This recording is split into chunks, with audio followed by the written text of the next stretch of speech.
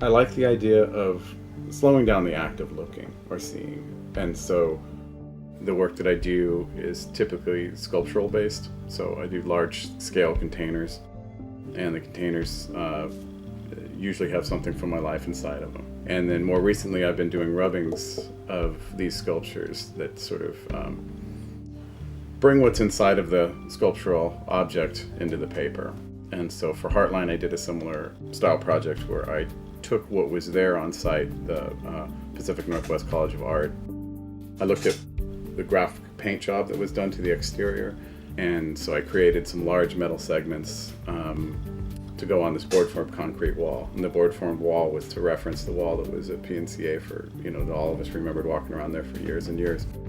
And then within those segments, I put large pieces of glass. And these glass pieces were made in a similar way as these rubbings and tracings are done, which is I took photographs of cobblestones that were right around the site, and then I took the photographs and drew them out with ink, basically like a rubbing, and had those etched in large glass panels. The rubbings and what I did for Heartline is sort of a way of transferring something that's in the street up onto the wall. One of the things that I think that the sculptural work has done is it's created enough of a pattern that it's no longer just a surface, it's sort of multi-dimensional. These references to the past are disappearing. And so this project was a way of sort of holding on to that a little bit more and keeping the spirit of that in, I think, at the site. People will see cobblestones, and I'm hoping they'll look towards the street and wonder, where were those? And I think that will allow the viewer to remember what was in the street before.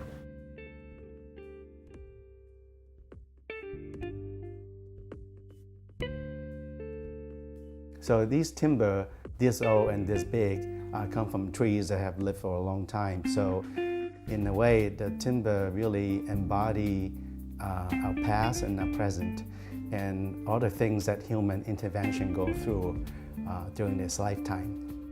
When I first contacted by Heartline about this project, I looked at the site and I found out that they're gonna be using the salvage timber from the building itself, and will be installing some of these into the courtyard of Heartline between the two buildings. And also knowing that this place used to be a storage house for a theater set, I decided to look into finding something that is related to theatrical art as well. I was very interested in this one musical composed by Leonard Bernstein, and lyricist is Richard Wilbur. He's also a well-known poet. Part of the lyrics of the opera is called Make Our Garden Grow. So the artwork is embedded into 4 benches in the courtyard, and each line of the poem are etched into the timber of the bench. So you reach down with your hand, you can actually feel the lettering along the side of the bench. And we also embedded a light channel throughout the bench. The light channel is covered by a glass panel that have etched the word of the poem, but translated into Morse code. And at night, you can see the light pulsing almost like a heartbeat. The slowness of the pulsing is actually will have a calming effect for people who are sitting next to it or walking by it. So for me, the idea of making our garden grow is to find ways to nurture our creativities. And that's the only way as artists that we can endure this kind of complex time.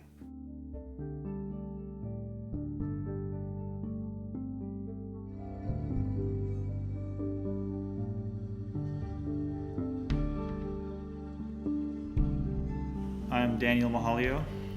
I'm Annie Han. And together we're part of Lead Pencil Studio. What we really find interesting about old growth trees is that the older they get, the more interesting they get, because they show how complex the form grows from various acts of natural trauma, windstorms or lack of sunlight or drought or what have you, and they just get more and more complex. And we've been talking about looking at Douglas fir trees for a long time.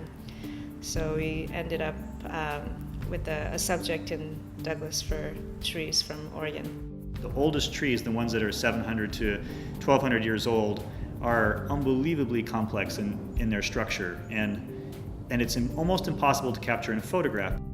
We decided that we would go out into the woods and find 7 or 8 of Oregon's largest trees and do a 3-dimensional scan of the trees. And so we spent a couple of months locating the trees because they're not that well mapped, and then taking a complete image of each of the trees and etching them inside of a crystal. And the laser scanner offers us a completely new way of seeing the world. The crystals have to be extremely pure, they're optical glass, they're a complete world.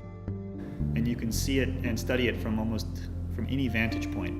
And It's it makes really exciting. you discover things, unlike the kind of when you're there, you try to see everything, but you forget or you don't capture things. But to come back with that and then be able to observe from every point of view.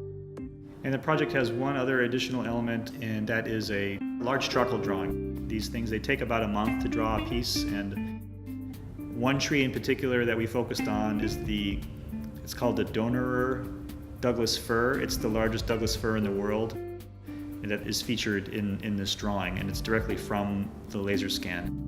I know that the courtyard was designed around a concept of a log jam, and so I think that might have played into a little bit about revisiting this subject of trees and logging and the forests of Oregon.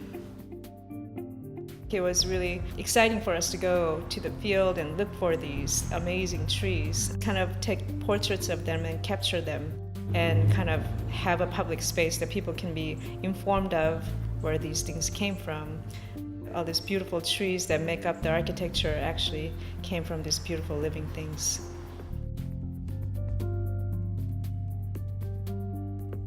So my name is Ethan Rose, and the project we've set up at Heartline is called In Place. It's a speaker installation that will be broadcasting nature sounds and musical sounds into the courtyard. We have mounted speakers underneath the courtyard deck that are highly directional. So basically what they do is create these kinds of beams of sound, and the idea is that you're walking and then you sort of suddenly hear the sound coming up, and it kind of takes you by surprise and sort of transports you into this listening experience. There's flowing water, there's frogs and insects. You could go out there on the rainiest day and you'd be hearing the sounds of birds chirping, or you can go out there in broad daylight and hear the sounds of crickets at night. All different kinds of nature recordings mixed then also with musical sounds, almost in like a cinematic sort of shift where you're suddenly transported to another environment. But at the same time, because it's so localized and because it's situated within this sort of log jam design environment that's been designed by the architects and the other artists that are involved in this project, it also is kind of placing you back into the environment of the courtyard.